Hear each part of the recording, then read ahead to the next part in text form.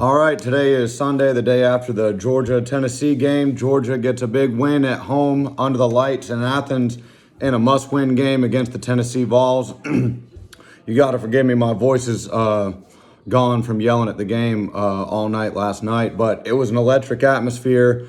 A really good game from Georgia. Their backs were against the wall, and they had to have it. And I said in my pregame video that the Georgia crowd was going to have to help this team win this game. And that just goes to show that it looked like two totally different teams from last week on the road at Ole Miss and this week at home in Sanford Stadium. That crowd got behind the team and helped them. Even though we got down 10 early, Georgia was able to fight back and stay in the game and get a win. I think if we get down 10 on the road at Neyland Stadium, that this would have been a lot more difficult to overcome. And you think that offense is coming back down 10 on the road, I think you end up in a really similar situation to what we faced last week at Ole Miss. So salute to the Georgia fans for rising to the occasion and being a big difference in that game. It was loud. It wasn't as loud as 2022, but it was loud. It did affect the game. They had numerous false start penalties, procedure penalties. So the Georgia fans definitely helped the Dawgs big time. It was good to see the offense finally show some life. And all of that started with that Carson Beck scramble where it was a broken play. Carson Beck scrambles, breaks loose right around the line of scrimmage, gets about 10, 11 yards and puts his shoulder down and runs the safety over. That really, I think, got Carson settled into the game because he had not thrown the ball well to that point. But once he had that scramble and took a pretty good hit on that play, that really woke him up. And from that point on, the Georgia offense looked totally different. We hit explosive plays. We hit passes downfield. We ran the ball just enough. I mean, our running game didn't look incredible. I think we had right around 100 yards rushing on the night, but we ran the ball just enough to keep them honest.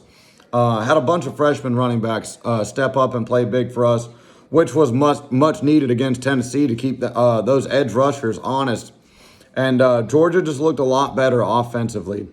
I was concerned seeing Dylan Bell go down with an injury. It looked like an ankle, and it looked pretty bad. He was in a boot limping around after the game, so I'm not sure how severe it is, if it's a high ankle sprain or what the case might be. But I expect Dylan Bell to be out at least the next two games. It's just what my guess would be. I don't know. But it looked like a pretty bad ankle injury, so we'll see what happens with Dylan Bell. The defense gave up 10 early. The first drive really was the worst part for me defensively. Once the Vols went down the field and got that 7, Georgia really tightened up on defense, held them to a field goal on their next drive, and then Tennessee did drive down the field and score a touchdown right on their last drive before the second half. Sampson broke loose right down the middle on a bust, which was so frustrating because it was right out of a timeout. You wouldn't really expect that to happen, but I was really somewhat okay with them scoring right there because they left us 2 minutes and we had all of our timeouts. We were able to drive down the field and get a field goal and tie it up 17-17. So Georgia comes out in the second half, totally controls the game in the second half. The defense shut them down. They didn't score any at all in the second half. The crowd was still electric. And the offense looked like we had a pulse, like we were able to move the ball. Like we went on 2 very long, time-consuming drives in the second half that was able to help us put Tennessee away. I think one of our drives was 92 yards. And I know for a fact that one of our drives ate up at least 5 minutes of game clock there at the very end for Georgia to go up big. And we left Tennessee 2 minutes left. And with that amount of time left and we were up 14, that game was over. So Georgia looked good yesterday. That just goes to show Kirby knows what he's talking about when he says that it is totally different playing on the road in the SEC. I mean, it looked like 2 totally different teams from the Ole Miss game to now. And I don't think that Georgia gets enough credit for how difficult their schedule has been at this point in the season. I mean, we played by far the hardest schedule in the country, and we've come away with 2 losses. I mean, I feel like if anybody played this schedule, though, Clemson to open the season, on the road at Kentucky, on the road at Alabama, Auburn at home. I mean, Auburn, they're kind of down this year, but still they've got a good defensive line, a good defensive front. At home against Mississippi State, on the road at Texas, neutral site in Jacksonville, on the road at Ole Miss, and then Tennessee. To come out of that with 2 losses, I mean, you've got to imagine that schedule and playing those amount of games, it's got a lot of wear and tear on your body. I mean, we've got so many injuries on this team, and I know that injuries are part of the game, but you also got to think that we're down our 2 best wide receivers, now 3 with Dylan Bell out. But Thomas got kicked off the team, and Colby Young is still suspended right now. So that's got to have an impact on Carson Beck, that his 2 most talented wide receivers have been out the entire season. We've got ETN out. We've got Branson Robinson out. Branson Robinson, I'm somewhat okay with him not playing. I really wasn't. I just don't think he really brought anything to the offense, unless it was down on the goal line. He was just too slow. Doesn't have any moves, and I get that he was injured, but, I mean, if you're not being productive on the field, I would rather let one of the freshmen that are more talented and a little bit faster play. But this Georgia offense has been hindered all season by injuries. We've had offensive linemen shuffling in and out. We've had wide receivers getting kicked off the team, wide receivers getting injured, ETN being injured. The offensive line's been a disaster all season long, but they played a lot better last night. 0 sacks given up last night. I don't think Carson Beck was touched all night unless he scrambled. Carson Beck looked a lot better last night. Imagine that. You give him time to throw the ball, and he's able to find his guys, and he's able to take shots downfield, and he's able to hit them. I was really happy for Carson Beck to have a clean game, to have a turnover-free game, to throw 2 touchdowns. I think he had 300-something yards passing. So just a clean game from Carson. He looked a lot better, and he was throwing the ball with confidence, and I like the game plan from Mike Bobo. I said before the game, I want Bobo to come out aggressive. Like, we can't come out and do these screen passes at or behind the line of scrimmage and win this game. Like, we got to take shots. We got to hit them. Our wide receivers still have a problem catching the ball. Arian Smith, I can't stand watching him play. Dropping that ball at the beginning of the game, again, reminded me just like the Alabama game, a 60-yard pass. Could have caught it down there on the 20. He drops it. Drops multiple passes in the game. Fumbles that shovel pass. I mean, even though that ended up being in our favor, still, you got to have better ball security, and I can't wait for Arian Smith to move on. We got to use him this season. I think he's still our leading wide receiver, but I'm ready to move on from him. I've watched him for long enough. I've watched him drop the ball for long enough, and I don't mean to get off on a negative rant or anything like that, because I couldn't be happier with the win, but our wide receivers have still got to play better. We got to catch the balls that hit us in the hands. If you're fighting for one, and you end up dropping it, I can understand that. I do got to give a shout out to London Humphreys, though. Carson Beck had a big pass in the 4th quarter where it was a 50-50 ball. It was London Humphreys, and it was down the Tennessee sideline. I think it was about a 20, 30-yard pass. And London Humphreys and the defensive back, they caught it at the same time. And Humphreys was able to wrestle that ball away from the Tennessee defender. So that was good to finally see us win a 50-50 ball. But I just think it's so important for this offense to carry this momentum over to these next 3 games. I cannot believe that we are this far in the season and we have only played 3 home games to this point in the season. So we got home at UMass. We got UMass coming to us this week, which will be good. I hope to get up on them early and get some rest, get some guys some rest. And then we got Georgia Tech at home for that Friday night, Black Friday game. So I'm hoping that we finish out the season with just the 2 losses. We cannot sleep on Georgia Tech. Georgia Tech beat Miami, and I understand that Georgia Tech hasn't recruited on our level. And I understand they don't have a record that matches ours, but they did just beat a Miami team. This isn't a Georgia Tech team that we can just sleepwalk through. They played us really tough last year, last game of the season. So I kind of have been thinking that and saying that all season long. Like, this Georgia Tech game isn't just a gimme like it was in years past. We got to come ready to play. We got to bring our best football. The fans have got to show up for the Dogs again. And then just a couple more thoughts. The SEC championship game, I don't know how they're going to decide this tiebreaker between all these 6-2 league play and in league play SEC teams. because you got Tennessee, you got Georgia, Bama, and Ole Miss, and then you're going to have the loser of the Texas A&M Texas game. So right now you got 5, 6, and 2 SEC teams, and then you got Texas with just the one loss playing Texas A&M. So how they're going to decide the tiebreaker between all those teams, I don't know. Honestly, I don't care. The SEC championship this season, the way that we've looked, the way that we've played, as injured as we are, I don't even care to go play in the SEC championship this season. If I'm being honest, this year's team just isn't the caliber team that I would want to go play that one extra game. And even if we win the game, get even more beat up and then go into the playoff. And then there's the chance that we might lose the game. I mean, let's be honest, this Georgia team isn't the team of years past. There's a high chance that we could lose the SEC championship game and then be left out of the playoffs. So I see no benefit at all for Georgia to play in the SEC championship game this year. You can say whatever you want about that. If this was a Georgia team of years past, I would say I'm all for it. Let's line up, go out there and beat whoever it is that we play. Just beat their ass and go on into the playoff. I would want to be playing them, but this team just hasn't been the same this season.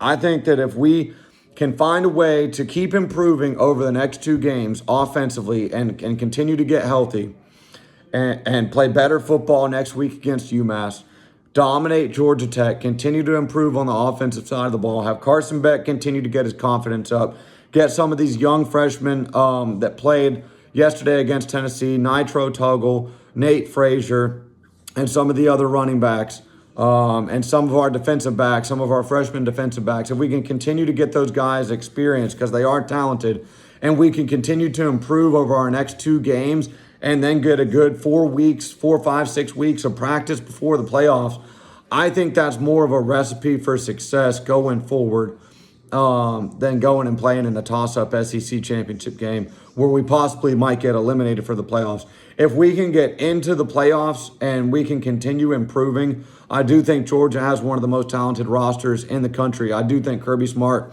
is one of the most talented coaches in the country. I think I would like Georgia against anybody that I can see in the playoff besides Alabama. I don't care to play Alabama again. And look, I've gotten to the point where I've watched the Georgia-Alabama game so many times now, and I'm not talking about just this season. I'm talking about all the way back to 2012 to now. I've seen this game over and over and over again, and it always starts out good for Georgia. Georgia comes out, gets a lead, and relinquishes it in the second half by just some miracle way. And even this season's Alabama game, when we got down and we battled all the way back and took the lead, I was at that game. I told my buddy that I was with at the game, like, dude, don't even worry about it because you guys are going to come back. You're going to find a way to win. Georgia's not going to win this game. One play later, Alabama hits that big touchdown down the sideline. Georgia gets the ball back with plenty of time to go down the field and score. Carson Beck throws Alabama the ball. Game over. So, really, I want to get matched up with Penn State in the playoff, honestly. And this brings me just kind of to a point that I want to talk about really quick. In these college football playoff rankings, I mean, that you cannot honestly tell me that Penn State and Indiana are better teams than Georgia. And I'm looking this up right now. Playoff rankings. We're going to go through this real quick.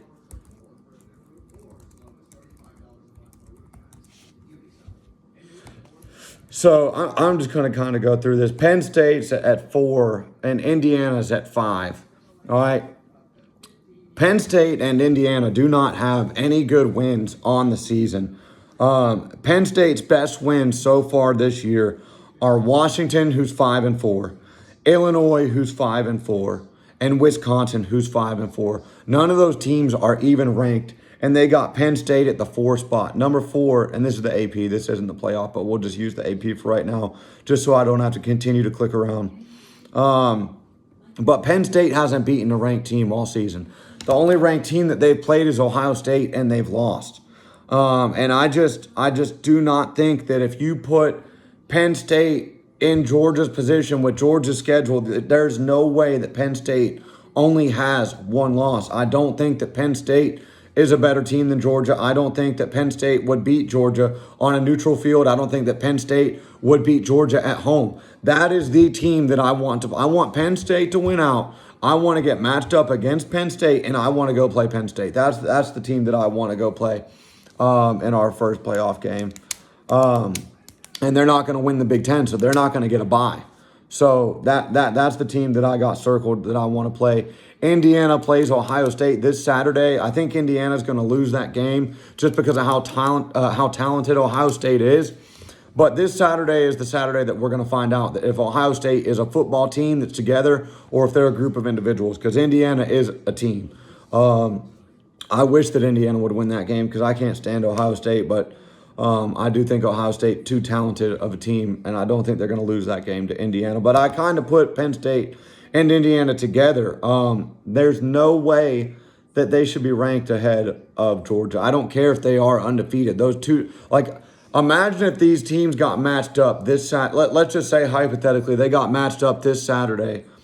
What would the spread be for a Georgia at Penn State or for a Georgia at Indiana? Don't even worry about a neutral field. Like, Georgia would be favored on the road at Penn State. Georgia would be favored heavily on the road at Indiana.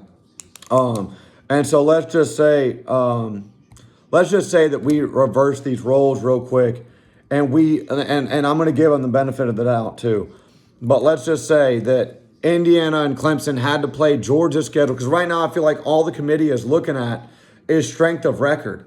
And that's bullshit. I feel like all they're looking at is wins and losses. Like, are we trying to get this conversation has been pissing me off for years, because if we're talking about the best team, Georgia has been left out multiple seasons in 2018 and in 2023. I think they were one of the 4 best teams clearly, and they were left out. And we're always having this more deserving or best. Like, what are we looking for here? And we never get a clear defined answer.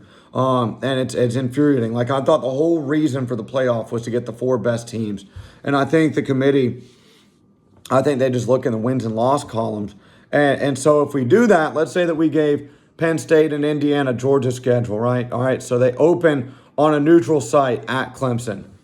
Do you think that Penn State or Indiana is going to beat Clemson? I mean, I feel like that's kind of a toss-up game. I don't think Clemson's an incredible team. They're number 17 right now. I think that game's a toss-up. I said I was going to give them the benefit of the doubt. Let's do that. So we'll give them that. So they're 1-0. Tennessee Tech 2-0. Kentucky, we'll give it to them 3-0. Alabama, no way. I was at the Alabama game. There's no chance that Penn State and Indiana are going into Tuscaloosa and beating that Alabama team in that road environment at 7:30 at night. Absolutely no way. Absolutely no way.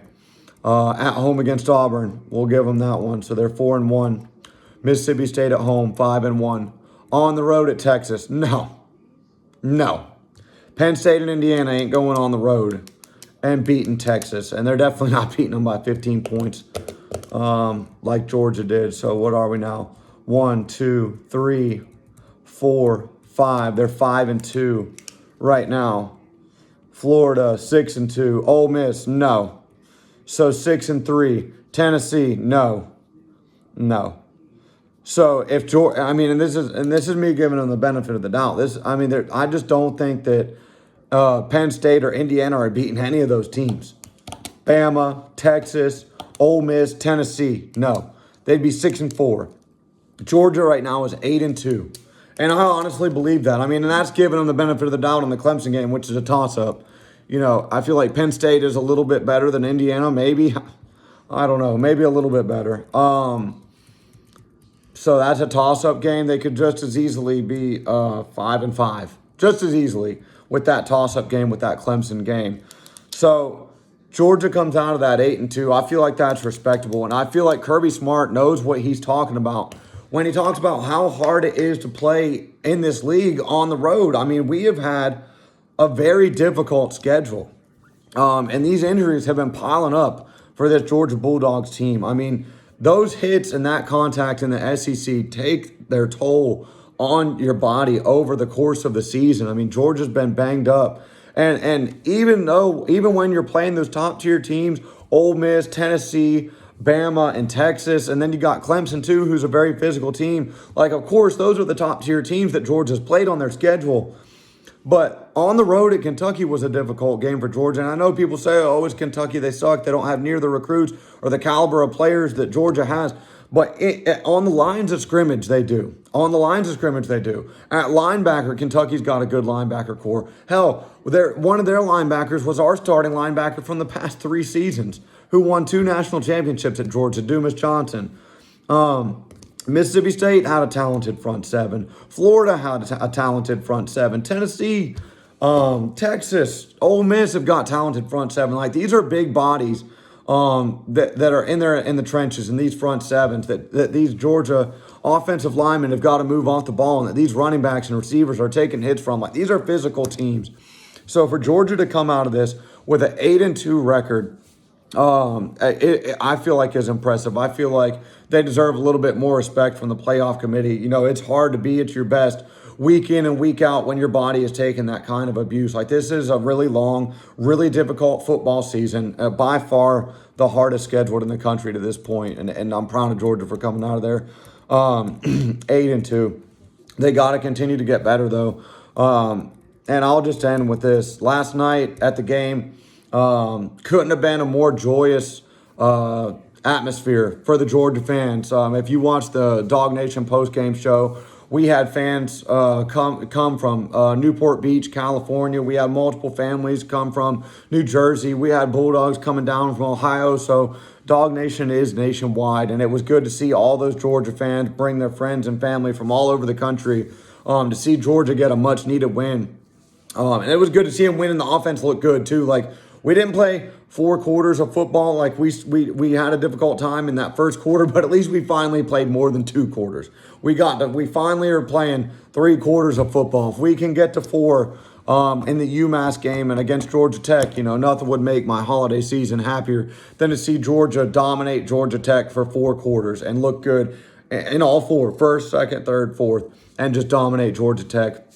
And I feel like that's the key for Georgia is we got to get some guys back. We got to get healthy, but we got to continue to improve. And hopefully this win over a very good Tennessee team is the confidence boost that Carson Beck and this offense needed to keep getting better and keep looking better going forward. I'm not going to go off on a negative rant in this video about what we could do better, just because it was such a good win. It was good to see everybody so happy leaving the stadium. Everybody had a smile on their face. Everybody was high-fiving, barking. You know, everybody was happy. And the Dog Nation post-game presser at the UGA bookstore, I listened to that the entire way home. I didn't get home until 2 o'clock in the morning, but I was thrilled. I brought my mom to the game. It was her first ever Georgia game.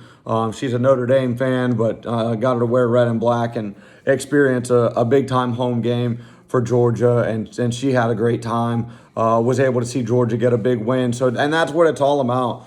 Football is supposed to bring people together. It's supposed to bring family and friends together to come around a team and celebrate a good time and a good win for Dog Nation and for the Georgia Bulldogs. And it was much needed because last week that loss to Ole Miss was rough. It was a tough game to watch. It was a tough loss to swallow. Hard to imagine that Ole Miss got that much better over the course of one season and blew us out. But all can be forgiven with that loss or with that win over Tennessee. Georgia's back was against the wall. The Georgia fans got the football teams back. Everybody rose to the occasion. The atmosphere was electric. Georgia played well, was able to get the win when they had to have it. And Coach Smart's been saying the entire season how hard it is to play in the SEC. The Georgia fans made it hard on Tennessee. So salute to the Georgia fans for that. Salute to Dog Nation, to the Georgia defense, to the Georgia offense, and to the punter, Brett Thorson, who saved a touchdown-saving tackle on that punt on the open side of the field. There, I think, what was that in the third or fourth quarter? That could have easily been 6. So that could have been the play of the game, Brett Thorson bringing the kick returner down right there. I'm going to hop over to Facebook Live and talk a little bit more about this there. But Georgia, I think the key for them is just continue to get better, put 4 quarters of consistent football together, keep getting healthy, and just continue to improve.